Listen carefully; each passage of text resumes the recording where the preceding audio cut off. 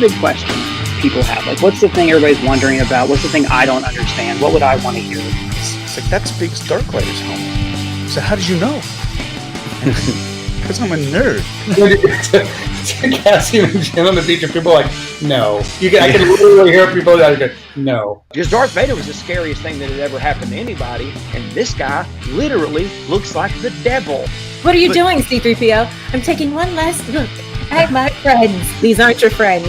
And I get a later call that said, yeah, you probably want to use Wedge Antilles. That spirit of doing everything they can to tell the story they want to tell, I think really comes through on Star Wars. You will do not. There is no try. I joke that the best thing about writing Princess Leia is everybody knows who she is, and the worst thing about writing Princess Leia is everyone knows who she is. It doesn't look like they're even hungry when they get out. They're not just like, did you bring a Snickers or something? I'm honored to be here. I'm also impressed that you got Zach Galifianakis as a guest tonight. That's so funny. I've always been kind of a closet Star Wars fan up until, maybe 15, 20 years ago. I'm just sort of a fan helping to bring other fans along. That's all I'm doing. The galaxy isn't growing to push people out. It's growing to let more people come in and find their love so that it's able to continue and create this connective tissue that grows forever. Where now I feel like I can't do that because somebody's going to turn it into a blog post and then it's going to become a whole thing. I have had the best time ever on Around the Galaxy. Coming back to a show that I dearly love and admire, so thanks for having me.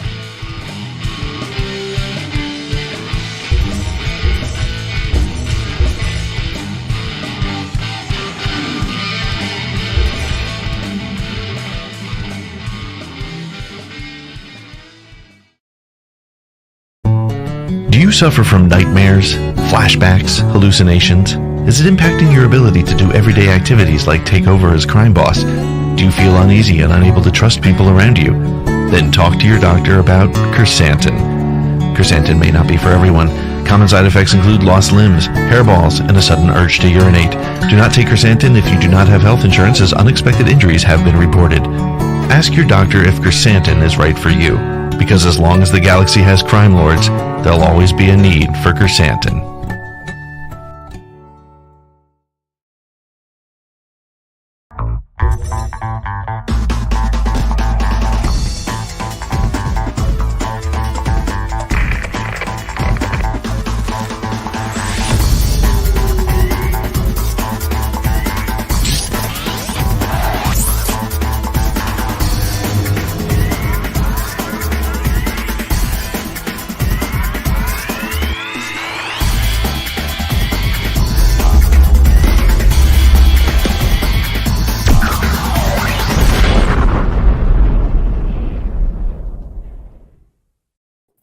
Happy Friday and welcome to Streaming Star Wars. We're here. We're back 2 weeks in a row after Podathon, after all the breaks, after all the nonsense.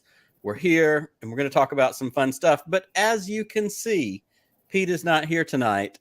And in place of the Pete Fletzer, the Podfather himself, we have the coolest person I know, the proprietor of the Black Sun Sky Tavern. I hope I got that right. I always get it. There it is. The Black Sun Sky Tavern. I got it wrong once. And I've never lived that down. I've never lived it down. But I actually texted Chris earlier today to make sure I got it right. Because, I mean, Rayven is here. And Rayven is hosting with me tonight. And how are you? What's up? Hello. I'm doing well. Thank you for having me. I am a pale representation of the Podfather. Well, maybe not pale. But you know what I mean. But it's great to be here, and I'm super excited. You know, I love you. We always have a good time. We always have fun, and we're going to get into some stuff tonight that is right up yours and I's alley, not just Andor, but we're crossing it over a little bit because we're going to get into Indy. We're going to get into archaeology, which is great because that's part of what we got in the Andor episode. We get Luthen and his gallery, and, I mean, we could go on for days, and we will talk about it in a little bit. But before we get there, thank you again for being here. I always have fun hanging out with you. And we're going to do that tonight. Hey to everybody in the chat. We've got a bunch of folks watching already. I see Scotty, JD, Boop, Chris, Brian, Jeff. My kids are watching. Go to bed. I don't know. I don't care. Scotty's here. lots of people. Dale was here earlier. I think Dale had to go to work. So always good to see everybody. Thank you so much for hanging out tonight. And so, as we always do, I have to raise my glass. It's Friday night. It's streaming Star Wars. A toast to everybody. Cheers. Cheers. And just so everybody knows, there's Irish cream in this. We're fine. That's right. She knows how this game is played. Thanks everybody for being here. Again, a couple of things. Like, subscribe, share, tweet us out on your Twitters, your Twitter bird things. Invite some more folks to come hang out with us. We've already got a great crowd, and we're going to do that through the night. We're going to take your calls a little bit later, so we're excited to do that. We're excited to talk to y'all. We're gonna represent the shills tonight. I know we've got some friends who got their shill shirts in the mail today, Brian, and we're gonna hang out. We're gonna take your calls. We're gonna get your thoughts on some of this kind of stuff. Real quick, if you want to check out the ATG Cast Patreon, go to atgcast.com. ATG Cast feed. It's me. It's Pete. It's Podcast to the Wheels. It's Around the Galaxy. It's streaming Star Wars. Sometimes it's Disturbances in the Force. That's kind of up in the air. We're playing with the news. We're changing up how we're doing stuff a little bit for this new season. Yeah, Chris is on it. Disney Shills. There we go. I got my Disney Shills check in the mail today, but I didn't get a chance to cash it yet. So we'll just have to wait for next week. That's right. Rayven cashed hers. That's keeping the tavern going. So yeah, if you want to check out the Patreon, atgcast.com, you can also find the link to all of our merch there. The Shill shirt, as I just displayed, the Weird Space Friend shirt. I'm excited because every time I turn around, somebody else texts that they've gotten their Weird Space Friend shirt. So I'm excited to see that little group grow. Anybody can grab one. Podcast of the Wheels, ATG. And like we said last week, I forget that there's more than shirts. There's coffee mugs. There's wall hanging, stickers, phone cases. I mean, you name it, they'll screen it on it and ship it to you for a price. So, see, water bottles, exactly. Anything you need. So check all that stuff out. And thanks for being here, everybody. Thanks for watching. Let's jump into Andor. Episode 4 dropped on Wednesday. I will be honest, after the first 3 last week, and especially getting into episode 4 this week, it had me rethinking how usually I'm really fine with getting stuff week to week, because I've always said, if you give it to me all at once, I'll watch it all at once. And so I enjoy having something to look forward to. I especially enjoy, like right now, we have Andor on Wednesday. We have She-Hulk on Thursday. Like I like when it's on different days, so that like, oh, that's today and this is tomorrow. House of the Dragon is Sunday. Like we spread stuff out. Andor is so good that I want it all right now. And that's not usually my default position. I'm mad that I'm watching it. I should have just ignored it and pretended like it wasn't there until just got it all at one time. Was done. Well, unfortunately, we can't do that, and we're both already committed at this point. But looking at episode 4 overall, Rayven, what were some things that stood out for you? Maybe even going back through 1 through 3, since we haven't talked about this, you and I. Where are you with the series? Where are you with episode 4? What are your big talking points? Well, I've spoken about it quite a bit on Broaxium, and I can only say the same thing that I said there, that I'm really loving this. Initially, in my first watch of the first 3 episodes, I had to keep reminding myself that it was Star Wars. It's there, but it's not as in your face as it usually is, you know, lightsabers flying and so on and so forth. But it's so interesting, and I think it's so important for us to see these different parts and different sides of the galaxy, and to really be able to identify with it, you know, and see the reality. I mean, in this week's episode with Mon Mothma, you're seeing the politics side of it, and you're seeing how politicians have to do that, you know, that two-faced and two-stepping dance, you know, around everything that they do. Yes. And I just think it's important, you know, to see things from that side, because those people exist as well, not just our, you know, lovable Jedi and, you know, bad badges.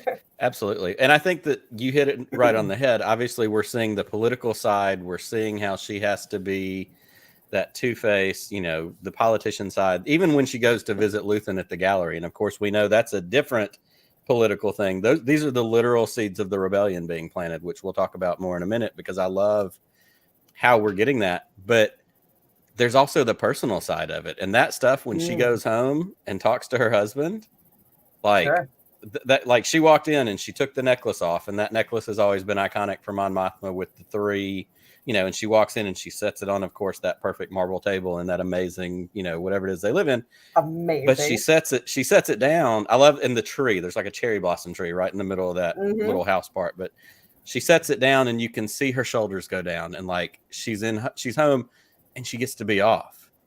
Right. But then all of a sudden she turns into the dining room. Wait, what's going on here? And the party, and these people are literally trying every day to undo everything I'm doing. And of course they drop Sly Moore, who we know is Lady Galpatine, but I love that they're setting up not only the political side of it, because that's a key part of who Mon Mothma is as she transitions from being this political leader into the leader of the rebellion. And we've seen that in different things, whether it's in Rebels, whether it's in Clone Wars, but we're seeing that personal side too. And obviously this is the first, I think, as far as I know, unless it's been in a book that I haven't read, this is the first I've known of her husband and that dynamic, and just how it's set up in this episode. He's not going to be around a lot longer. Like, she's going to have to shed some weight, shed some stress or whatever. She's going to need to smack him upside the head is what I think. For sure. Yeah. Yeah. But I love how, I love the pacing of it. And of course we've heard all the things and all the reviews and all the pre-stuff, everybody that saw it at the premiere, those that got screeners, those early reviews that came in, slow and deliberate and pacing and this and that. Here's the thing. First of all, none of that's not a bad thing. And I don't know why it kind of sometimes got couched as a bad thing. I have said 2 major properties that I think suffered from pacing issues was the final season of Game of Thrones and Rise of Skywalker. If Rise of Skywalker had been 2 movies like they did with the finals of like Harry Potter and Avengers stuff, if they had split it and given those storylines time to develop, I think the people that hate it as much as they do could have palated it a lot more, other than the ones that just hate it because it involves Rey, and that's their own stupid problem. But like it's a pacing thing. And I think the beauty in Andor is conversations carry weight now. And conversations haven't always been able to carry weight in a Book of Boba Fett that only has 6 episodes. Like the conversation that they have in the back of that, in the back of his gallery, when they go back behind the little back room and they finally get a minute to be like, can you do this? Can you do this? And you're pushing it. And, that kind of stuff, it allows conversations to mean more. And I think that's key to having room to breathe. Does that track for you? Do you feel the same way? Absolutely. And I think too, I agree with you. People, frequently talk about, pacing and stuff, and it's not always a bad thing. Not everything can be 24 and be that constant nonstop excitement and go and go and go. Sometimes it takes a little time to tell a story. And I think, the biggest problem that all fandoms have, certainly ours, among everyone else, is, there's a whole lot of people watching these TV shows and these movies, and they're watching them as film students and students of film. Remember, the majority of the audience isn't watching it like that. So you have to remember that when they're making these, they're not necessary. I mean, not to say that these guys don't know anything about film, but you know what I mean? Sure. I think there's a little bit too much. These aren't, senior projects being turned in for a grade. These are, artistic works being put out there for, the public to see and make their own judgments. And I do think, a lot of that is lost these days. And when something comes out like this that is very deliberate with these conversations and a lot of interplay, it's hard for people to take sometimes. But I do think it has to be said, and I mean this with the greatest love and respect for, my old school pals.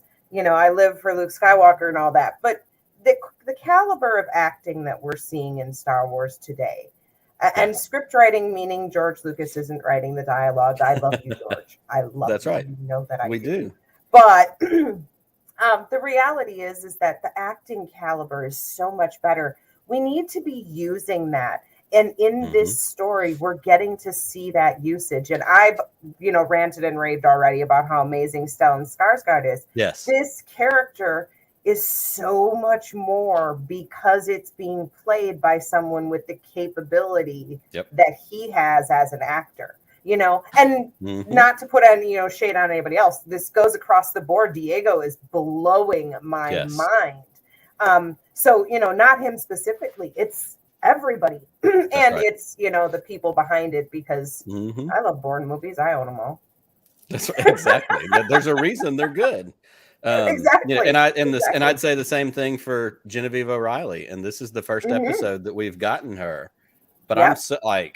I'm so in the tank for Mon Mothma and the Genevieve Mhm. O'Reilly Mon Mothma. Like, let's go. Give me all of Absolutely. that, because the weight of how she carries that character, like, there's a physical weight to it, and you feel what we see. I heard somebody talking about this, maybe Scotty and Jerry last night, because they did a whole thing about Mon Mothma. But when she shows up in Return of the Jedi, like, that's when we first get Mon Mothma. We get, you know, the mini Bothans, you know, to steal these plans line.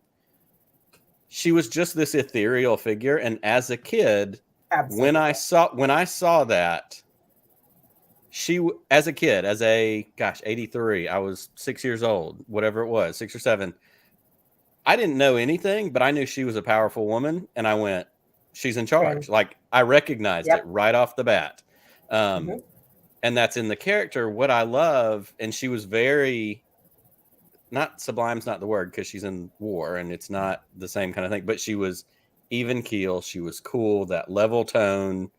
There was not emotion, because in war, you don't have time to be emotional if you're the leader. You don't have time to, you know, she has to lead this whole thing. So to see it develop this way, and to see what builds her and what creates the scars underneath that she's covering up with that fancy 3 necklace and the white robe, and I'm 100% here for it. Like, I want all the dialogue between her and Stellan Skarsgård. I want to see her put her stupid ass husband in his place. I want to see, you know, I'm here for all of it. And and we're going to see, one of my predictions is, and I can't remember if we've gotten an announcement that it's casting or whatever, but there's a scene in the back of Luthen's gallery when they're back there in the back having their conversation. And she said she wants to bring somebody else into their circle. You know, he says the little circle. She says, I found someone I think can help me.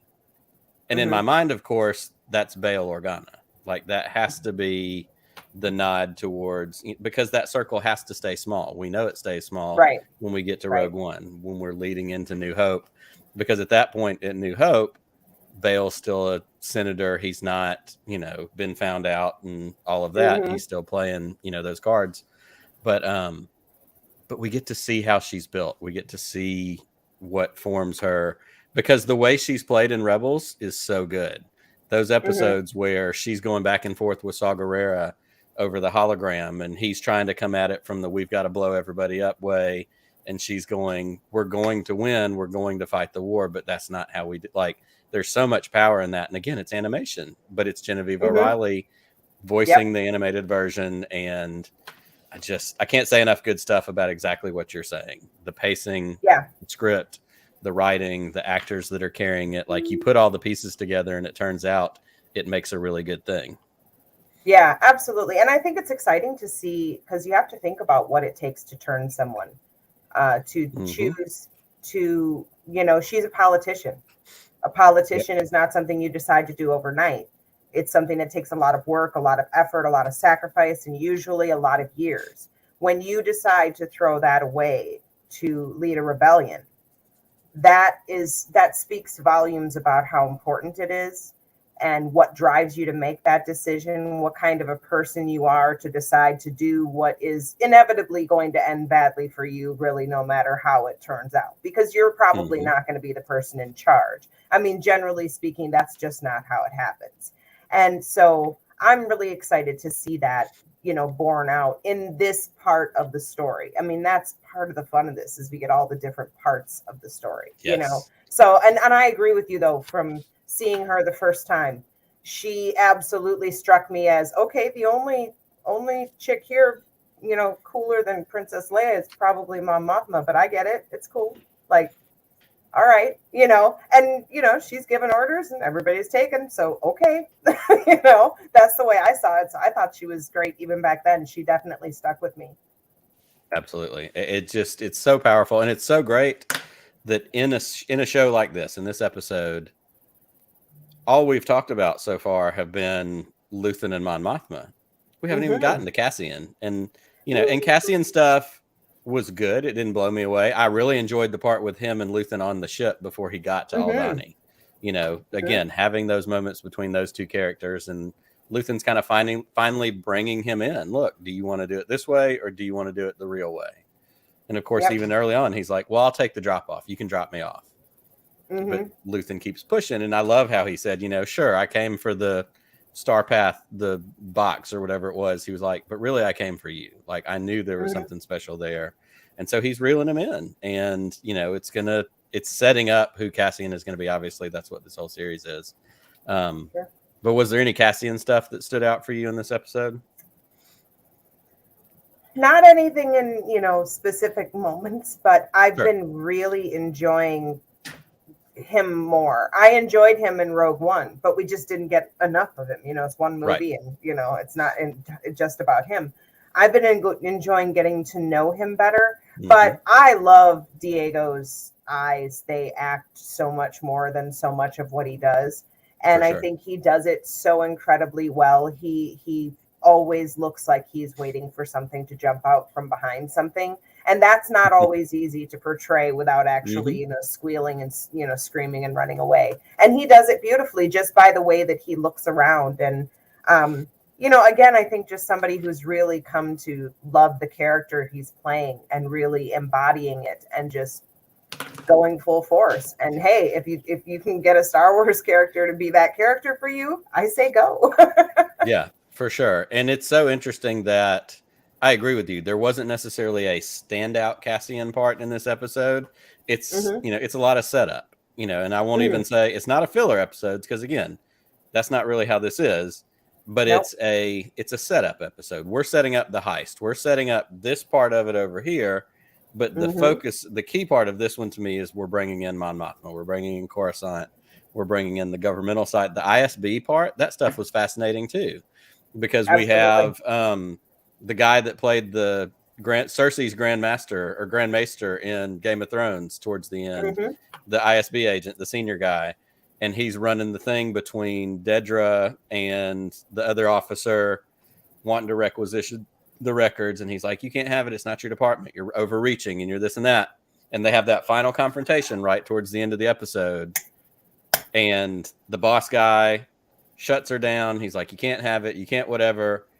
And he goes, we're done here. And so the guy leaves and she stands there a minute, and that's when he goes, yeah, I shut you down, but I see you. And he said, he's like, that's why we're bringing in more officers like you. We're bringing in more, like there is a setup there too with the ISB, with Imperial Security. We get the thing where Kyle Solar's character, they shut down all the corporate security. Basically, that was the death knell for corporate security. The Empire is going to come in and take over that too, because they proved it's not going to work. So I'm interested to see where his path takes him. Does he come back in, as an Imperial officer somewhere? Does he turn because he got burned? We don't know yet. But that ISB setup, again, seeing the inner workings of the Empire really works for me, and seeing how it grows. And I think we've talked about this before, but it's the same thing that I said with Bad Batch, because I didn't know that I would like Bad Batch, but early on in those episodes, seeing the true early formations of the Empire, everybody has to register and get a chain code. Everybody has to seeing the systems shift to what we know as the Empire is really fascinating to me. And we're going to get a lot of that, I think, in this show, or continue to see it happen. Yeah, I think it's good actually too, I mean, we've seen it in the cartoons definitely, but in the movies and stuff like that, I mean, to a certain degree, the violence of the Empire and the tactics that they use are somewhat, glossed over to a point. I mean, Alderaan, not so much. But, a lot of the stuff is just kind of like, they're doing it, but you're not actually seeing it or really hearing about it. And from this, point of view that we're seeing it in your house, in your neighborhood, in your, local establishments and that kind of thing. And I think that's, makes it more real, again, on a different level and a different place for different people. Yeah, no doubt. Well, we have to talk about this because it's going to kind of lead us into the back half of this Andor discussion, which I know you and I are both excited about. Mon Mothma goes to Luthen's gallery. I love that his cover is that he runs this antiquities place. I mean, when she walks in, when he first gets there, of course, they have this standing relationship. But I love that he says, some say this is a place where time stands still.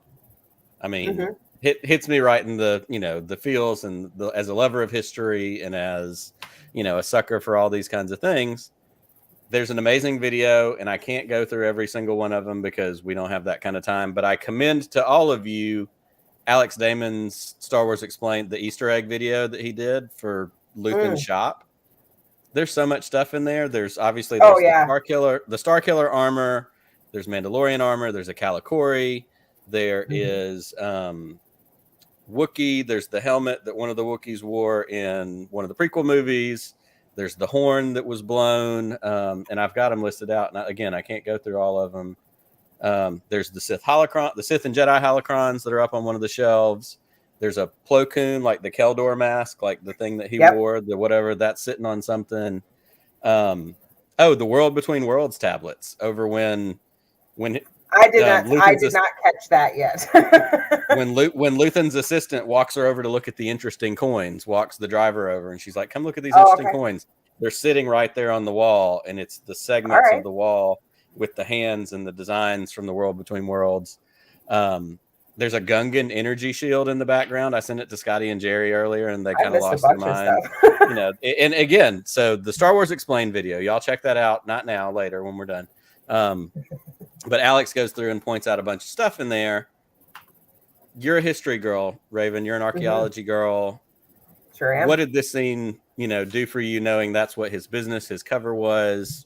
Before we get to the indie stuff, because we're definitely going to talk indie stuff. What did this do for you, other than, of course, setting up the conversations between him and Mon Mothma for the rebellion? Well, I think it's a great cover for the kind of things he's trying to do. It wouldn't be the first time, and it's certainly happened many times in the real world that people have used that particular business as a cover for many things, be it transporting or simply diplomatic stuff, So I love that part of it. I mean, I love any time that we take a character and put them in a place where we kind of feed into the stereotypes. Who would be worried about a guy who runs an antique shop? He's a fancy man. He's got his wigs, he's a his fancy rings. man, and he's much more concerned about who's coming to dinner tonight and where he's going for this than he is about being serious about anything. It's easy to hide in that kind of cover. And I mean, there's all different kinds of cover, but it's a different one than we normally see. Usually you see somebody hiding in a seedy place, or I'm going to put on a really dramatic disguise, but I'm going to keep myself in the background. He's living an extra, people know me because I own a shop life. Right. And yet he's somehow keeping his other activities on the DL, which of course just goes to show what kind of a character he is.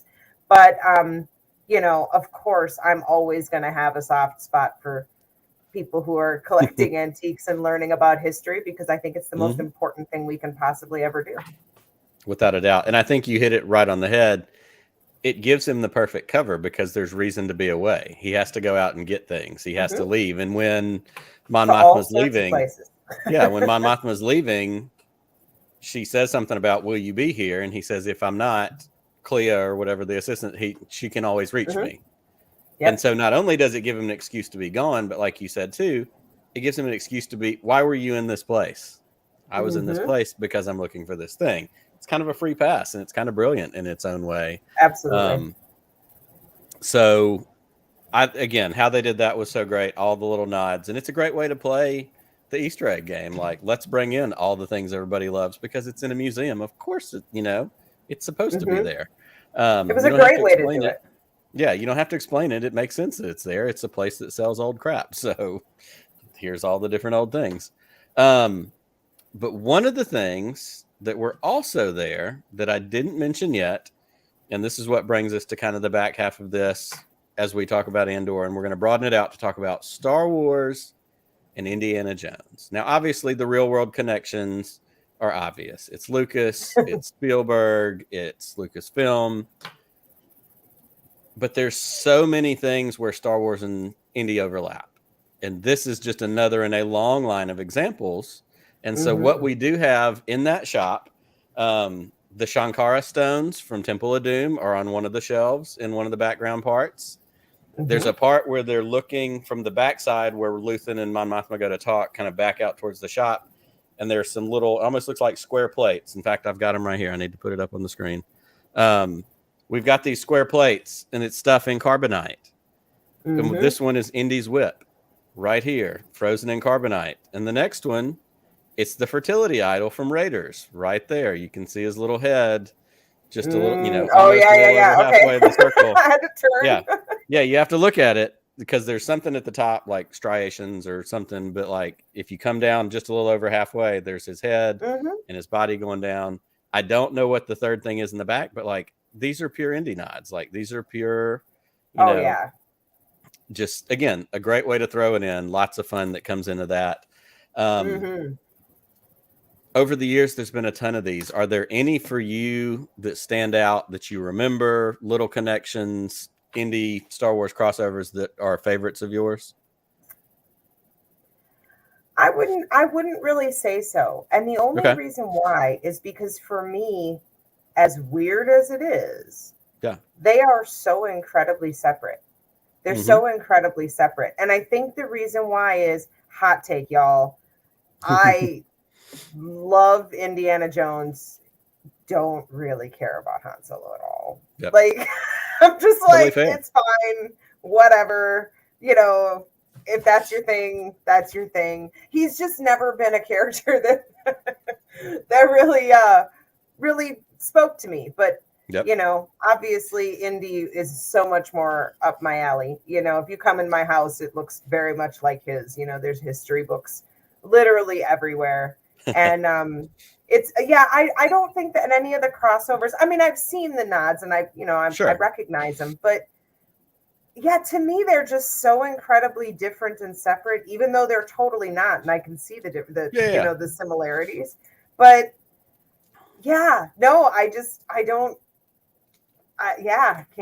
square that circle. That's fair. And I love excuse me. I love what you said about Indy versus Han Solo, because I have always said in Star Wars, Han Solo is near the top of my favorite characters for the simple fact that, as a general rule, he was just a normal dude. He wasn't Luke Skywalker with magic powers. He wasn't like, I felt like I could be Han Solo because it was, as he said, simple tricks and nonsense. Like, you know, he's a scoundrel. Half the time the stuff he does doesn't work the way he thinks it does, but he somehow still comes up, you know, with a win. I'm going, I can relate to that. Like, I've tried lots of things that didn't work and somehow I still managed to get out of it.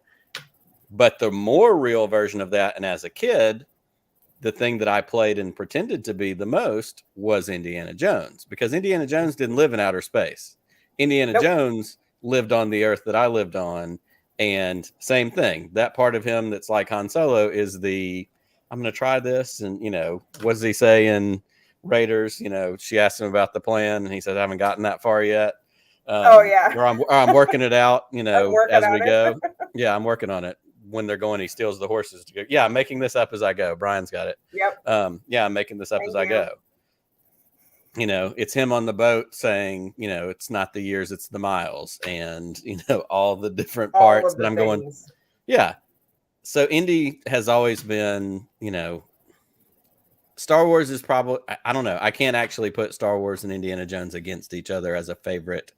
But as a fictional character of any kind, period, Indiana Jones would be the number one. The properties themselves can line up with each other, but Indiana Jones is probably my favorite fictional character of all time, period. So looking at this from a Star Wars perspective, well, I know there's a guy in red and blue that tends to be a thing for you. No judgment. That's fair. But I was going to run through just a couple of these because there are some really fun ones. In Raiders, we have, when he's in the Well of the Souls, we have R2 and 3PO on the side of one of these columns carved in there. There's another one there's a figure that depicts Leia putting the Death Star plans into 3PO. That's in another one of these shots. So that one's pretty great. In Clone Wars, we see the Ark of the Covenant being loaded onto the background of a ship. I remember that one. I don't know all these episodes. I knew these things happened, and I went and looked up some of the ones that I didn't know for sure. The Staff of Ra shows up in an episode of Clone Wars attached to the headpiece of the Staff of Ra. That's in my house now. Exactly. I've seen. Is it the new one that they just did? No, I have an old something that somebody gave me years ago. Okay, gotcha. Well, there's a new one that just came out through some of the new Disney stuff, and I've looked at it and thought, I feel like I need that. It's tempting though, isn't it? You just want it's so everything. Tempting. It's we also have the blue alien from Crystal Skull shows up on a shelf. The blue alien skull shows up in Clone Wars. Sure. We have, let's see, what is the next one? Oh, Cad Bane goes looking for a new hat at some point in Clone Wars, and he holds a fedora for a moment. Straight up, it happens. Oh my god! Yeah, I did not know that one. That one's completely new to me. Yeah, that's a very good one. I have, what do we have here? Oh, this is a favorite, and this is an old, and this is definitely not canon, but there's a comic book that has Indy finds this cave out in the forest, and he's exploring the cave, and he's with Short Round. What is this place? I don't know. I've never seen anything like it, not even in Atlantis. So we got a good grade mythological drop with Atlantis. But he's standing here next to this dead figure in a black jacket with an arrow through his chest, and he says, but it's somehow all familiar. He says, Shorty says, what do we do? Do we keep looking for the monster? No. Let's leave him here. And then, of course, on the tree in the background. So somewhere, Indy finds the Falcon crashed in a forest somewhere, dead Han Solo. That kind of fun stuff. We have Club Obi-Wan from Temple of Doom. Yep, This is a great one. I remember that. This is a great one. Similarly, Jacques' plane is titled OBCPO. Oh, right there on the tail. That one. That's another good one. Let's see. What else do we have here? Oh, the Holy Grail, shows up in an episode of Rebels. And I think there's one more. Oh, this is a great one. In Rise of Skywalker, the John Williams scene where John Williams has the cameo, they put in 51 different things that were nods to John Williams and all the different films he's done. So there's trinkets and there's whatever. And on the left side of this image, up on the shelf, we have the Shankara stones, and there's a whip hanging up there as well. Yep. So we've got another. Let's see. There may be one. Oh, the idol shows up in Solo. The idol. Yep. It's also on the table, and then so that's it. Tons of amazing things. Tons of amazing indie things.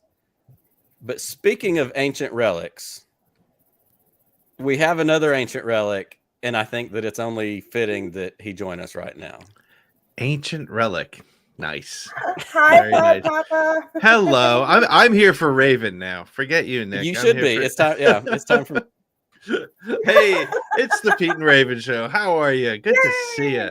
Good to see you. How are you feeling after the Podathon was such a success? Oh my gosh, I'm I kind of feel like I don't even want to do my regular podcast anymore. This was it was a lot of fun just focusing on that stuff, but things went really well, so I'm super happy about it. And thank you for your kind donation, and thank you for supporting us and all that stuff. But I love my mug.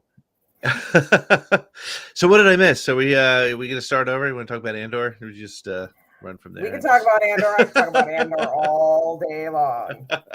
Oh, I see a Disney shill in there. I did get my check. Thank you very much. Yep.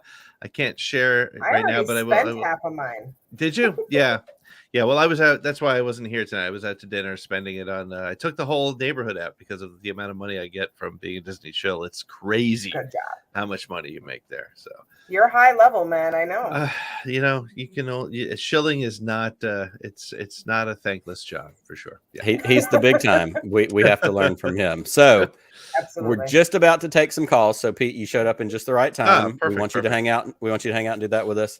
But before we do that, we've talked about this episode of Andor. We want to get your thoughts, and we just finished up kind of talking about that crossover that we've discussed about Star Wars and Indiana Jones, and of course the Easter eggs in Luthen's Gallery played into that. But talk about episode 4. What were your thoughts on that? You know, it's funny. It's my favorite one so far, but I've only watched it once. So actually, I plan to watch it over this cold, rainy weekend, which we're going to have on the East Coast.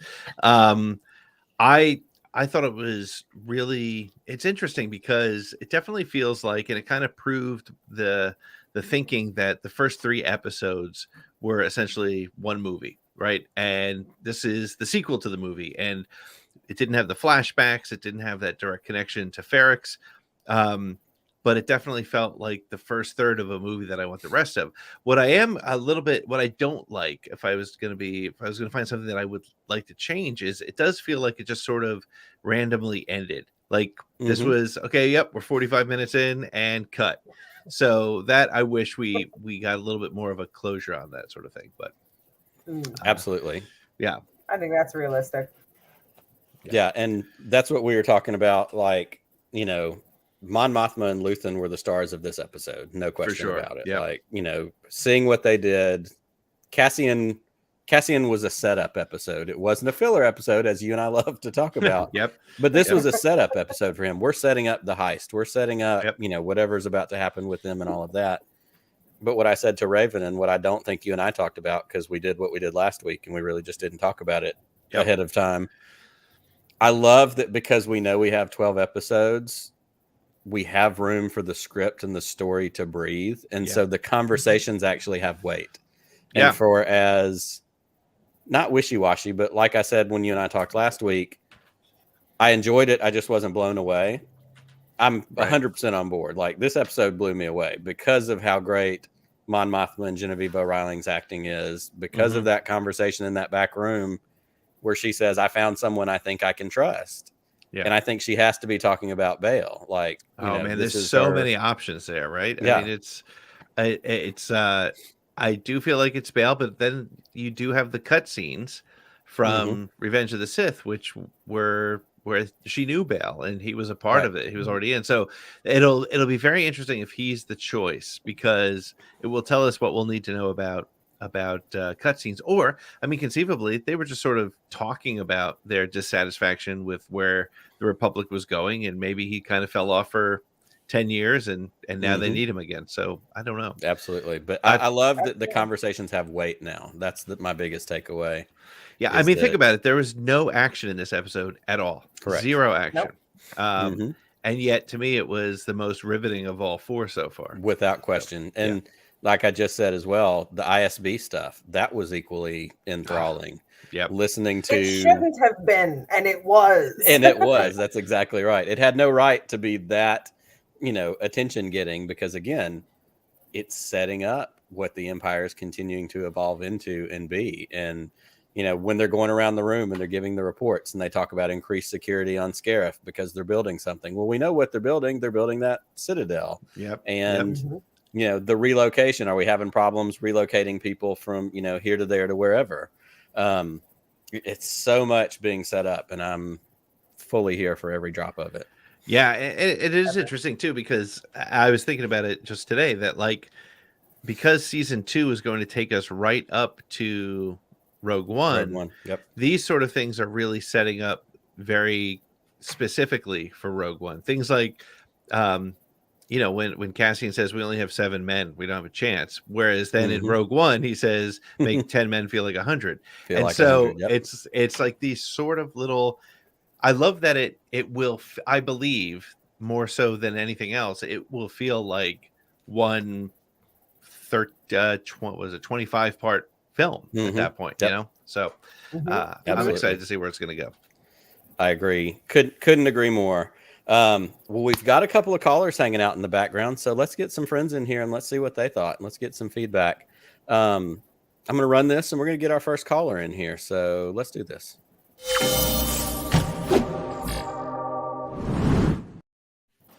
Uh-oh, hang on. There he is. I've got his face covered up. JD. Hi, JD. Hey, guys. How's it going? What's up? What's up? It's been a good week so far.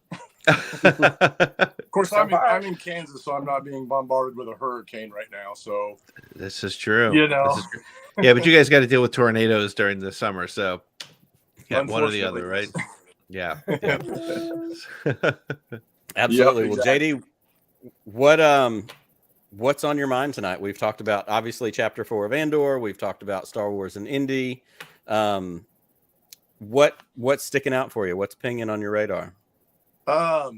Man, most of the good stuff I think out of this episode really came from the interaction between the two of them in the museum when we saw all the artifacts and everything. But I'll be honest with you, I saw the whip, but I missed the idol because I was tripping out over the armor from Force Unleashed.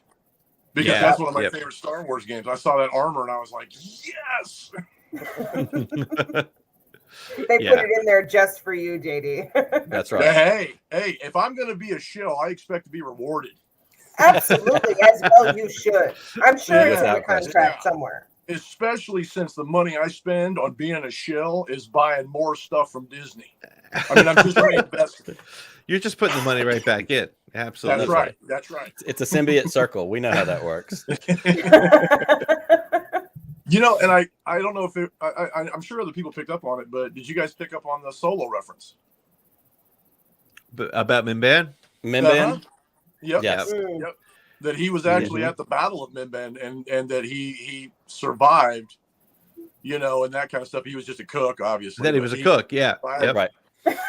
So I thought that was really cool that they're trying to tie that in, you know, to Solo. And that's a cool reference to me. And the fact that we've seen already that Babu Frick or a species of Babu Frick may be in there as well. I'm like, that's that kind of connection that we're getting throughout all the movies, whether the popularity of them is good or bad. I really enjoy the fact they're trying to tie all that in together, at least put some kind of references into it, you know? Yeah, absolutely. What I find really interesting, especially, and it came to life for me during the antiquities shop, was Tony Gilroy has said that he's not necessarily a Star Wars fan. Not that he's not that he dislikes it, but he's not a lore nerd. He's not a Dave Filoni, right? For sure. But I think this is really that sort of perfect blend of let's take a great story and let's let the story group do what they do. Like, I imagine Tony Gilroy was like, yep, he's going to run this old antique shop and that's where he's going to have his conversation with Mon Mothma. And then he just said, all right, story group, go to town, put a bunch of stuff in here, make it connect. And then, you know, maybe I imagine, I mean, because when I've interviewed some of the authors, sometimes they've said, well, it's not that the story group will tell you what you can't do so much as they'll say, well, why don't you throw this planet in? And that's, you know, so that's that simple reference to Mimban or Mimbam or however you say it. That simple reference, I'm sure Tony Gilroy was not like, how can I fit that in here? But when they said he probably was sitting with them and said, yeah, and so Andor Cassian will have he'll have dealt with it on his planet. And where could he have conscripted? Where would he have served? Yeah. How would you mind throwing it in Mimban? Yeah, all right. I don't care. Okay, cool. No skin off his back. He just went for it. Yep. Yeah, he just slipped in a hashtag make Solo 2 happen in the episode. But can't have everything.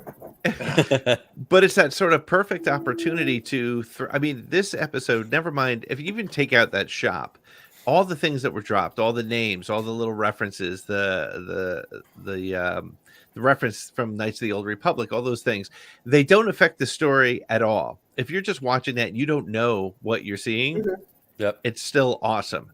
But again, this is the way it should be paid off. As I tweeted that they're doing Easter eggs right. It's not correct. It's not like, hey, let's march Luke Skywalker through this backstory. It's hey, there's a Sith and a Jedi holocron just sitting on the counter back there. If you notice, it's awesome. Because the example of what you're talking about, and this is not me crapping on any of the sequel films, but in Force Awakens, when Finn's on the Falcon and he's digging through the box and he pulls out the training ball, like, huh, what's this? And chunks it over his shoulder. That's intentional. That's very like product placement. What? Let's talk about this. Like, that one was telegraphed, but this is not. And again, it makes so much sense for it to be in an antiquities gallery. Like that's where these things would be. The Clone Wars were or the Battle of Naboo was however many years ago. So that's why there's a Gungan power shield generator in the background, and that's it. It makes sense in the context. Yep. Yeah. For sure. Yep. And outstanding. It's not like other genres don't do the same thing to create nostalgia, to create a kind of a back legend, if you will, to other things. Like when the Marvel movies, when they do it, obviously the stories are completely different from where the comics came up, but they keep throwing in references, they keep throwing in little tidbits and Easter eggs and information in there for people that are like hardcore comic fans. And so I mean, everybody does it, and that kind of, like, some people are like, oh, that's just fan service and blah, blah, blah. I'm like, dude, I love fan service. Give it. Give me. I'm a fan. Yeah. Turns out. But well, I think, like you were talking earlier, though, is that Andor being a change of pace where it's Star Wars universe, but you're not getting the full blast of it. So it's kind of neat to kind of that difference of it. And it's not all moving rocks and lightsabers and stuff. You're actually getting more of a kind of a generic, these are the people and these are their backgrounds, and this is more of the daily life kind of thing, and I kind of dig that. I think it's kind of neat. Yeah, I agree. But I also think too that, to me, an Easter egg is done right. If somebody who doesn't know anything about the universe or anything about the show or anything about the characters, the backstory, the canon, doesn't notice it, then it's an Easter egg that's been done right. Because if it's something that trots across the screen and people are sitting there going, well, I'm sure I'm supposed to know who that is, and that's when it's frustrating. If you do it in those, the way that they did it in this one, if you don't know, it went right by you, and that's the way it should be. It should be there for the people who are going to notice it. Then for the people who aren't, they don't feel like they missed something. Correct. Because you didn't, kind of. I think the personification or the opposite version of that is the random background character in the first episode when the camera shot is going through the city, and it's the guy that jumps off the little sidewalk and walks like this. That character is nothing and means nothing, but every single person has been like, who is this weird bunny hopping guy? Like, whatever. Like, that background guy made a choice to do that, or someone told him to, but it didn't mean anything. But it stood out as opposed to something like this that, blends in, fits. So, JD, it's so good to see you. We've got another caller hanging out in the background, so we want to send you on your way. Always good to see you, my friend. Rayven, it was great to see you on again. Sweetheart, I missed you. You're awesome. I miss both you guys. Seeing you guys at Anaheim. I'm sorry I'm going to miss you in London. Wish you guys could make it. we do too, but we're going to have to keep pushing. Well, and awesome. Congratulations on the Podathon, guys. That was great work. Thank you so much. Thanks for your support. Awesome. Congratulations, guys. Love it. Thank you, man. Awesome. All right, buddy. see ya. Bye. See ya. Bye, JD.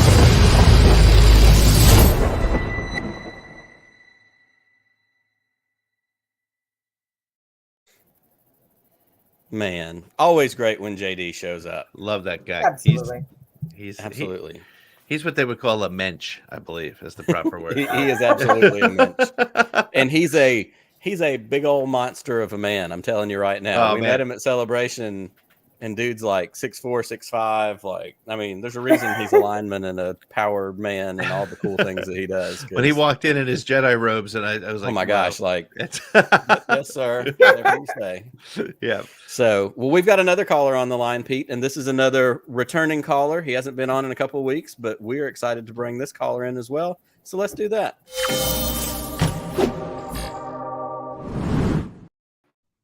Oh, I kicked him out. Hey, there he is. Darth Chaco. What's up, man? How's it going, guys? This dude was at the premiere. I saw you. I wasn't there, but I saw the pictures and the videos. We saw the pictures. Yeah, I got to meet Alden and become friends with him. We went out and got drinks afterwards and stuff like that. That was really cool. It's a lot of fun. That's awesome. That's awesome. Very cool. Well, what's on your radar this week with Andor and Episode 4 and all this good stuff? Oh my goodness, there's so many. Luthen is such an incredibly complex character, and I we still don't know who he really is. Right. But when he has that like outburst when he's talking to Sav, was that her name? And then, just the way that he's talking to Andor, it makes it sound like he's just in it to fight the Empire, regardless of what side is fighting the Empire. Yeah. His words were kind of like, Guerrilla, the Sep, Alliance, Partisan. Like, he feels they're all the same. At least that's what he said. Does he really believe that? The scene with him putting on the wig, putting on the rings, and then getting into character felt a lot like me backstage waiting to come on here. But I don't know, it was so cool. It was. I think you bring up a great point, and I think it's an underappreciated moment in the show is when Cassian is saying, Seth, Guerrilla, Partisan Front, Rebel, what are you? And he's like, yep, that's what we are. It's all this stuff. All this stuff needs to come together to work. And I think that's what's, you hear the phrase Rebel Alliance, and I think what we learned in Rebels a little bit, and I think what we're going to see here over the next 2 seasons of Andor is alliance is a very generous word here. I think you have a lot of people who are all, it's like, I'm a Flyers fan, and who's ever playing the Rangers, right? I hate, it's like I hate the Rangers that much. Sorry, Nick Gunbarian, if you're listening, but I hate the Rangers that much that I don't care who's playing them. I want them to lose, and I think that's the thing. And I think Cassian is in a spot right now where he's not even sure if he can fight the Empire, so he's not even sure if it's worth the fight. Yep. And then also to kind of backtrack on something you guys were saying earlier about Easter eggs or fan service done right, and I think there is a difference between Easter egg and fan service. They can be the same thing, but aren't always the same thing. So many of those items in there are specifically connected to oppression by the Empire, and that's the other thing that makes it such a perfect cover, right? We see Wookiee, the Wookiee helmet and the horn, right? Yeah, the Wookiees were enslaved by the Empire.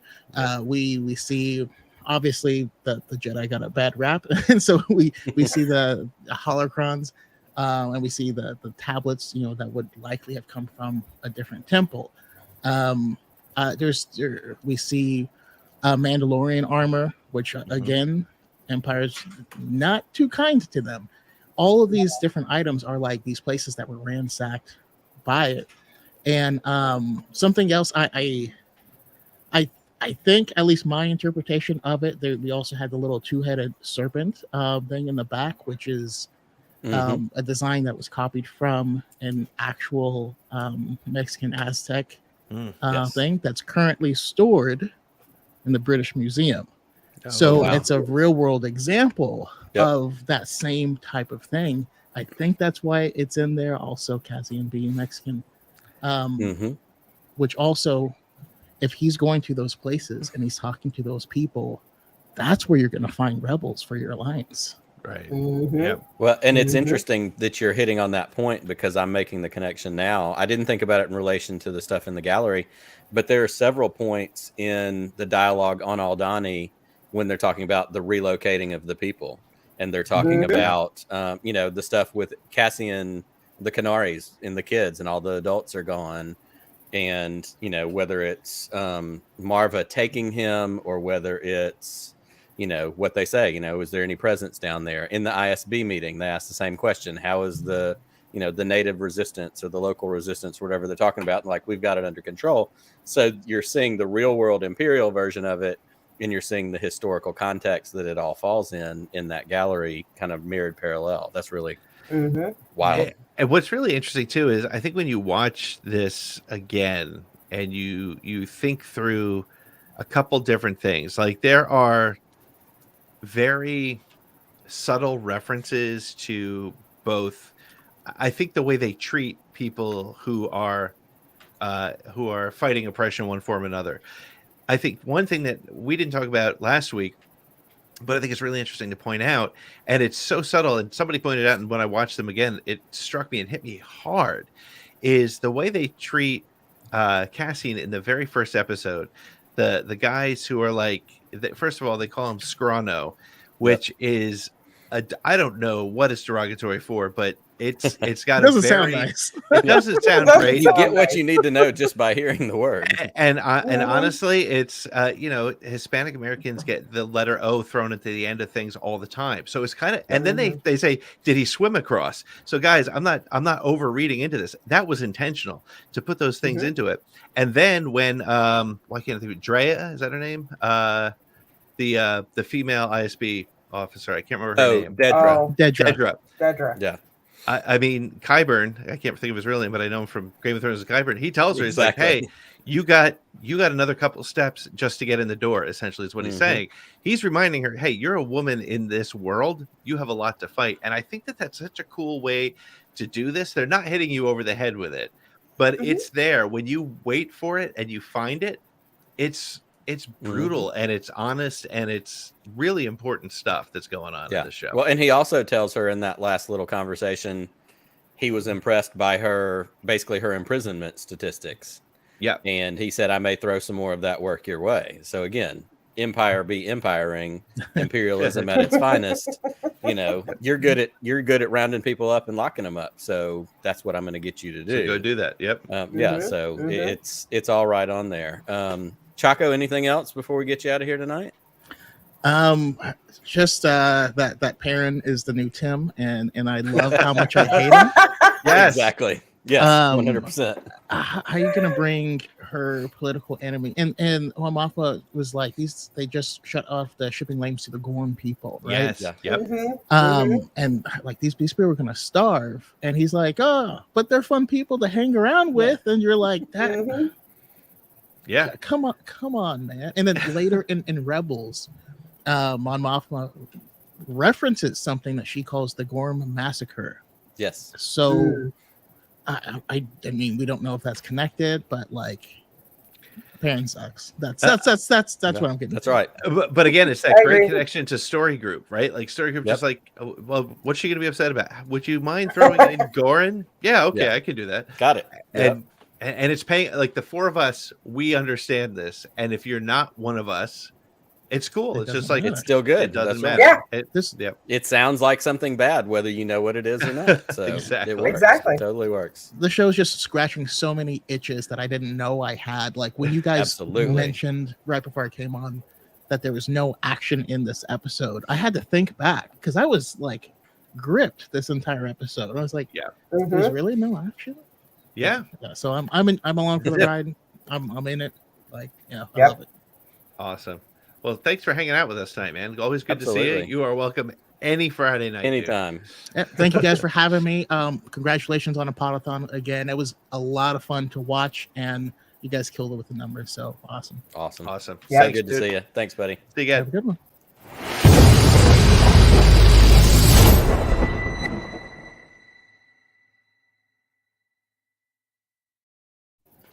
Fantastic. I always love seeing him. And I was so excited because we do a handful of people who were going to be at the Andor premiere. And then when I saw him on Twitter that he was there, I was so happy for him. So he's a good dude. Very good dude. So speaking of good dudes, we've got one more caller hanging out in the background, and I think we need to get them in here as soon as we can. Well, I think Disney will not be happy with us if we don't get this shill in here. That's so right. Hang on We got to feed the masters. So let's do it.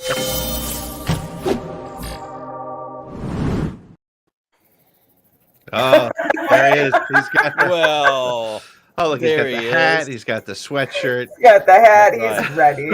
That's right. He's gotten his paycheck. Oh, okay. Yeah. Oh, he's ready to go. Very good. That's a fantastic. I got my move, paycheck.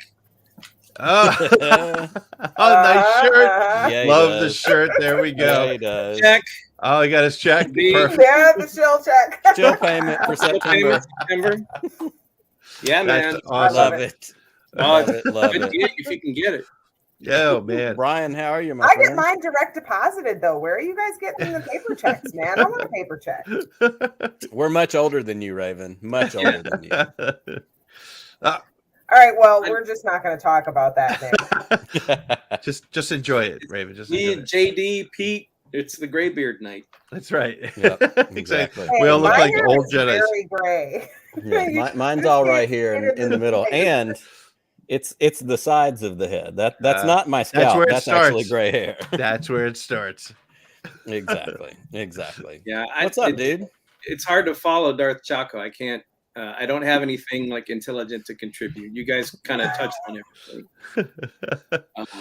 As a show, though, I could say tomorrow's. Hasbro is doing their con right now. The Hasbro Pulse. Yes. Tomorrow is the Indiana Jones toys, which is very very dangerous for me. Do we know if they're like releasing some classic stuff or what are they doing? Do you know? Do we? I mean, you have to assume they can't promote the movie yet because it got bumped to what, next summer? It's June 30th. It's June, right? So they'll start priming the pump with, I'm sure, the classic movie toys. I would hope so. So absolutely. I look up the where are you gonna put it? No idea. That's the problem. We'll add on another room to the canteen. Exactly. Oh, look at that. There he is. That's as good as I got right there. But I'll tell you what, every now and then I'll go down that eBay rabbit hole of the vintage indie toys. I can't afford that mess, but they're awesome. The map room, it's insane. It's like thousands of dollars. Thousands of dollars. The map room playset. It's like a featureless block of plastic. It's not. They had a map room playset. I didn't even know they that. did. Oh my god. They did. I wish I didn't dial in. This is bad news. This is bad. That's news. right. We're creating new problems for you. Well, I was actually very proud. We went to Tractor Supply as we do every weekend, and they had a. Nice. Very nice. Wow. And what did you not get at Tractor Supply? Well, no, they had a fedora, and Jack wanted it, and I couldn't say no because now he's got his little fedora. Was like he thought it was a cool cowboy hat. Then he put it on. He's like, hey, I look like Indiana Jones, and now it's his Indiana Jones hat. So that's right. It's good parenting right there. It's you gotta feed. I want him to have financial issues because of his collections too. I mean, that's right. It should all come together. The sins of the father passed to the son. Exactly. Right there.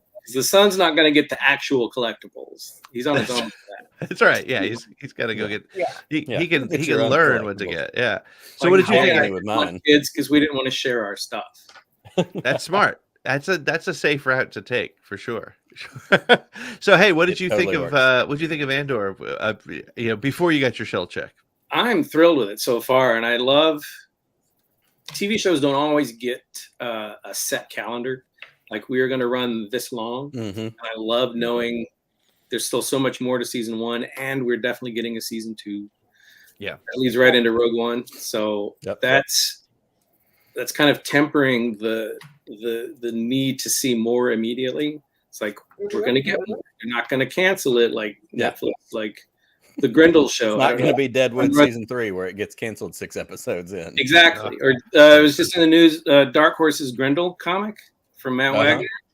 They filmed it kind of like Batgirl, and then decided we're not going to show it. Wow, it's amazing. So I'm looking forward to what they are telling us that we're getting. Which helps. Because they did in the last episode kind of abruptly. I was like, what? It was weird, right? Yeah, but I think once you pointed that out, it was weird. Yeah. So my thought, I think I might have mentioned this to Nick. I feel like we're going to get essentially 4 3-part movies in this season. I think the next one we're going to set up, and I think the 3rd episode of this arc will be the heist and the escape. I think we're going to get more set up in this next episode. So I would not expect action in this one. Or maybe a little bit of action, which sets up the cliffhanger of one of them getting caught or shot or something, and then the big escape. So, Now, if it truly is a heist movie situation, that somebody's a mole. So, which one of Vel's crew is the mole? Do you think? I'm surprised they're letting Imperial into the group. Like, was he there 7 years or something like that? Yeah. Did they vet him that long? Yeah, I don't. And by the way, how cool was it to see a speeder bike, and more importantly, to hear the speeder bike? To hear the speeder bike, 100%. Yeah, I think when I watched it the first time, I had my head down in that exact moment. In the split second I heard it, I was like, "Wait, something's happening!" Like Pavlovianly, I just tuned right in. Oh man, yeah, we got some in Mandalorian. Some jerk speeder bike. Punching Grogu. That ain't right. Punching Grogu. freaking Ted Lasso punching. That's right. That's right. Yeah, Sudeikis punching Baby Yoda. What are we talking about here? It's just not right. Oh, Yeah, there's No. just like you were saying earlier. There's just enough fan service. I don't think of it that way, but there's just enough like familiarity to just like really get the goosebumps going. Yeah. Mm-hmm. Do you, Brian? Do you read the books? Do you read a lot of the books or no? I used to, and then got kind of burned out. And I've got a stack next to the bed that like Holly reads and listens to like everything. Right. And she's like, "You'll like this. You probably don't need to read this one. You probably like that one." And there's one book that has like traveled with us. It's traveled thousands of miles that I keep meaning to read on vacation, and I never like get into it. And if I break that one, then maybe I can coast through the rest of them. I'm just part of it. Also, is the old man eyes. Like I need glasses to read it. Well, and that's annoying. The reason I ask is because if you read a lot of the EU books or any of them, to me, this feels like the EU books. It feels like the pacing feels very much like that. The dropping of the occasional familiar word or planet or whatever.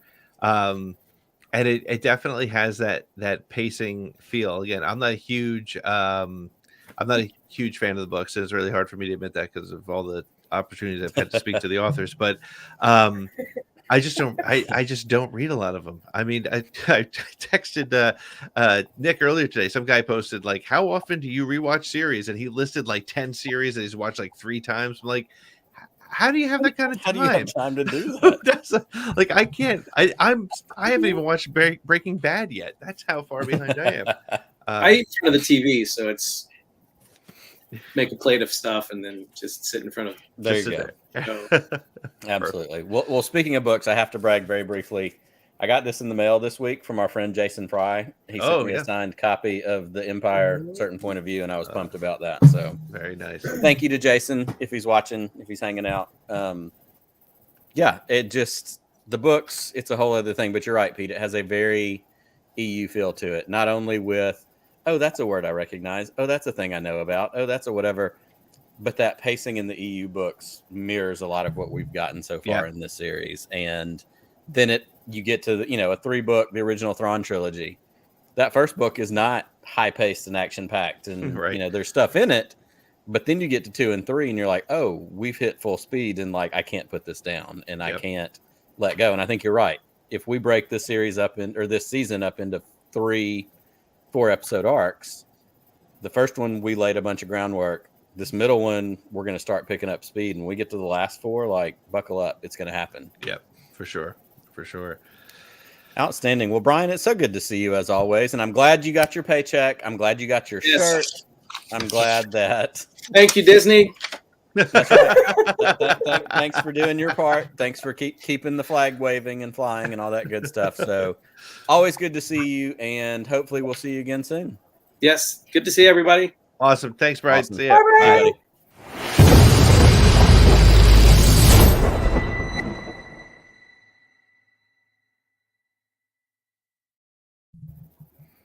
And we're Hold back. on. I got you.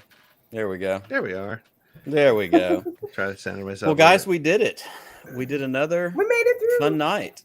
We got through it. We talked about Andor, which we could have kept talking about because that's what we do. We talk about Star Wars. But Rayven, thank you so much for being here tonight and hanging out with me and putting up with me at least until Pete got here. And then, things got more normal in the way they're supposed to be. I don't know about that. I mean, I was happy to be here. He's been enjoying bourbon flights all night before he got here. So. I have. It was a classic. It was a parent date where the kids were our friends, and so they hung out. We went out to a real adult restaurant and drank a bit. So that's what good parents do. Sorry. It's Friday. That's totally allowed. Like for sure, 100%. So I'm going to start drinking at 8:30 on Sunday for football because of the London game. So that's right. You got to get into me. Yeah, that's the way it goes. Hey, Rayven, I didn't get a chance to say it at the top of the show because I wasn't here, but your hair looks awesome. You look thank you look you. really cool. So I'm trying to look as old as Nick. it's hard. It's hard to look as old as Nick and still be as good looking as you are. Well, my y'all will appreciate. My wife is in Nashville this weekend with a friend, and she called on FaceTime right before we jumped on the show, and she was talking to the girls, and I walked in the house, and one of them handed me the phone, and part of it I think was just the whole like FaceTime, iPhone, camera angle, whatever. But literal first words out of her mouth, she hasn't seen me since 6:30 this morning, and she goes, "Your hair is so tall today. What is your deal?" So we've got a big old Conan. Yeah, we got Conan tonight, happening. Go with that, man. Nothing wrong with that. I'll take it. Totally take it. So, all right. and Roke says he's an adult restaurant, so do with that as you will. Well, awesome. This has been so much fun, Rayven. We love you. We're always honored when you'll hang out with us, when you'll be here, and I hope you'll do it again sometime soon. We're always glad to have you, and you're always welcome. Well, thank you for having me. It was a blast. Always a good time. You know, I'm always up for it. We know you are, and we know that people can find you on Sunday nights hanging out with the Broaxium crew, doing your thing, throwing it down. You're not on social media because you don't need to be, because it's a bunch of nonsense. So that's exactly right. I'm too old. If you want to hang out with social media. Rayven, that's right. We're all the Danny Glovers of this whole social media podcast space. That's right. That's what we should call this. With the three of us, we just like, we're too old for this shit, and then just roll and talk about Star Wars. That's it. That's totally it. Yeah, absolutely. If you want young stuff, go watch Jerry on Bombad Cast. That's your target audience right there. That's right. You've got two camps. You've got Jerry and you've got the old guys. That's how it works. Exactly. All right. Well, hey, I was calling you Scotty because I just talked to Jerry. Oh my goodness, Rayven, Nick, thank you so much for hanging out. May the force be with you. Always.